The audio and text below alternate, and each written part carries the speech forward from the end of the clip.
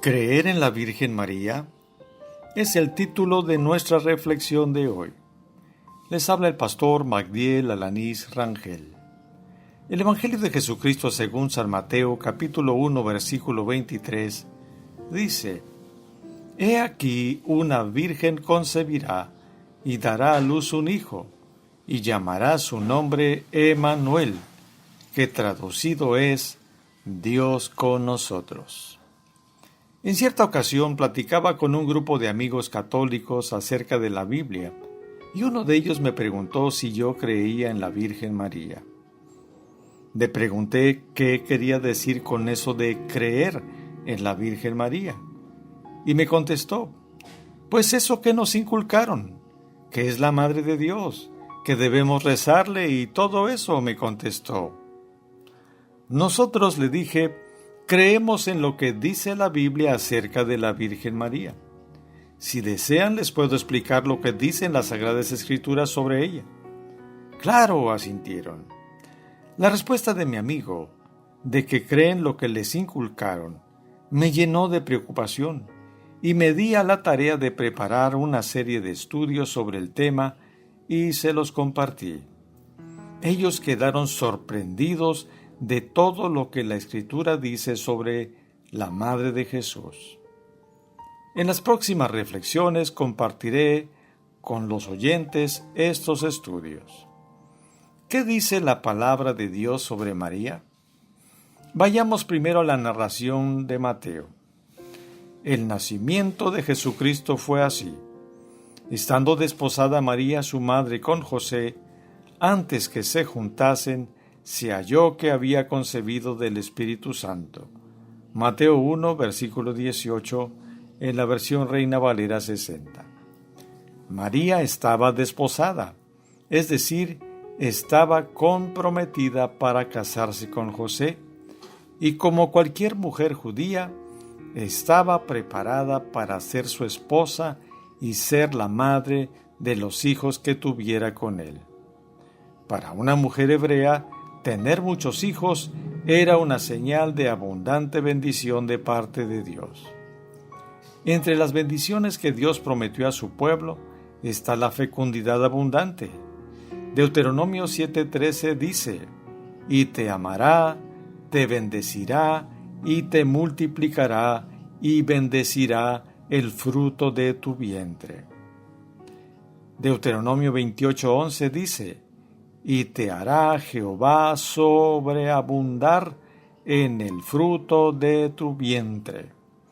Y allá el salmista en el Salmo 128, versículo 3 dice: tu mujer será como vid que lleva fruto a los lados de tu casa, tus hijos como plantas de olivo alrededor de tu mesa.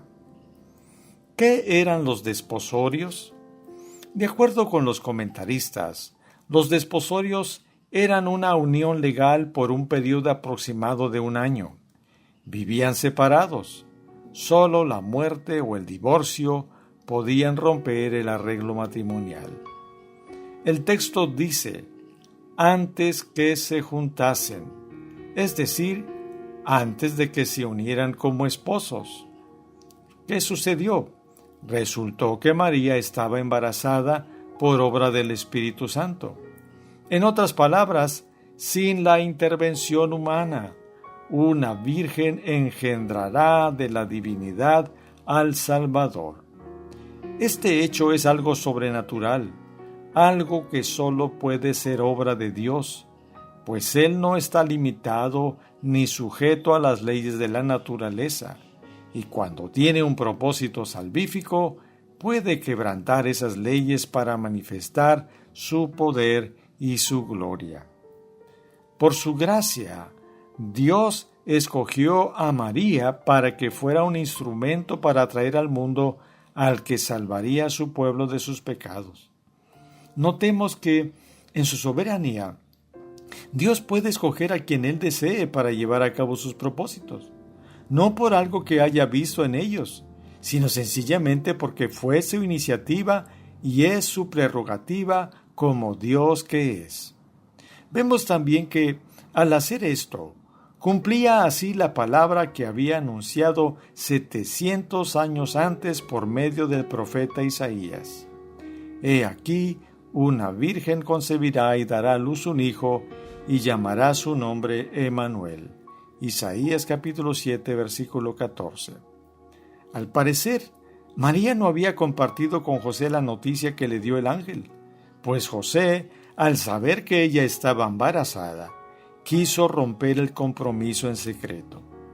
La implicación de ello es que María, de acuerdo con la ley, quedaba bajo pena de muerte por infidelidad. Dios tiene que intervenir. El texto dice que José estaba pensando en esa idea cuando un ángel del Señor le habló por medio de sueños y le dijo que no tuviera miedo casarse con María, porque lo que en ella es engendrado del Espíritu Santo es. Mateo 1:20b.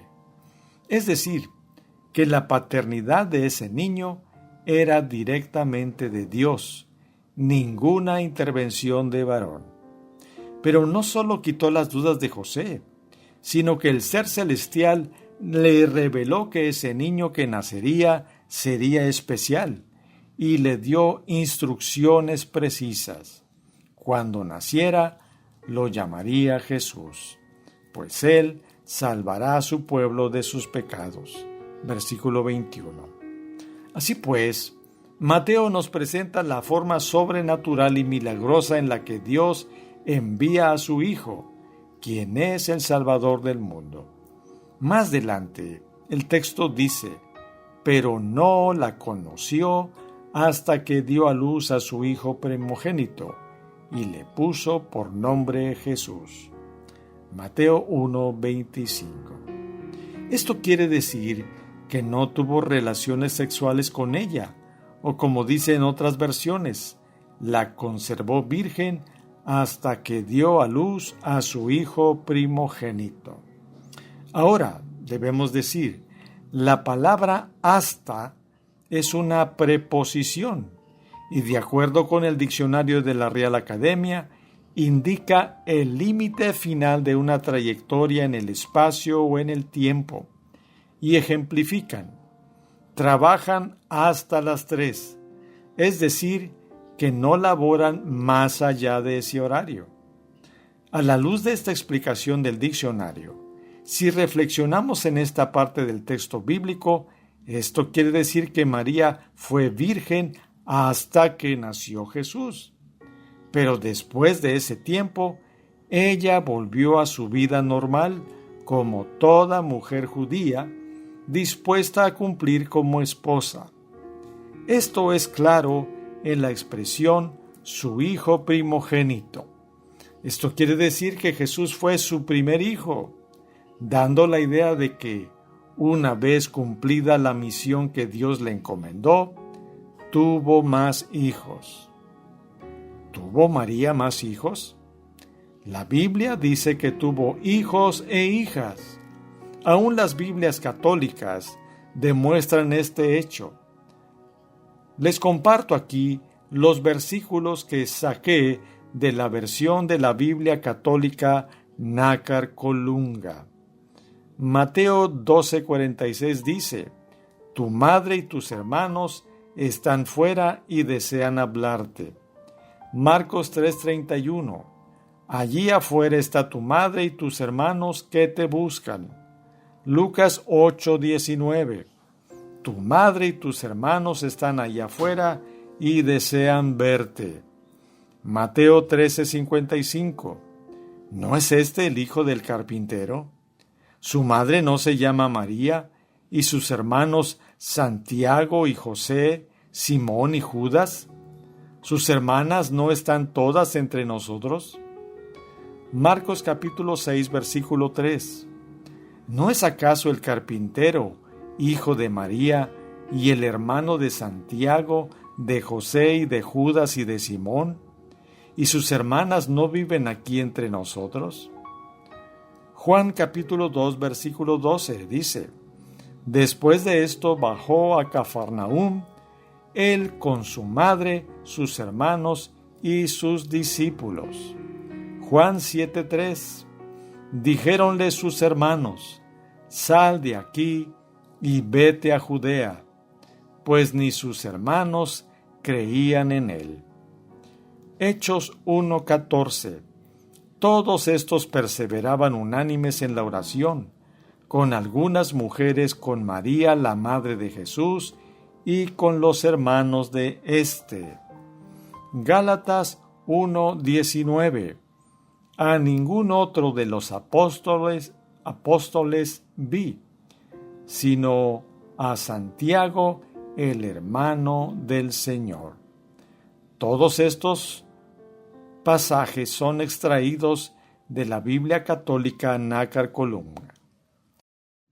A la luz de estos pasajes de las Sagradas Escrituras, los cristianos evangélicos creemos que María fue el instrumento que Dios escogió para que ella fuera la madre de Jesús, el Salvador del mundo, solo por su pura gracia, no por algo especial que Dios haya visto en ella.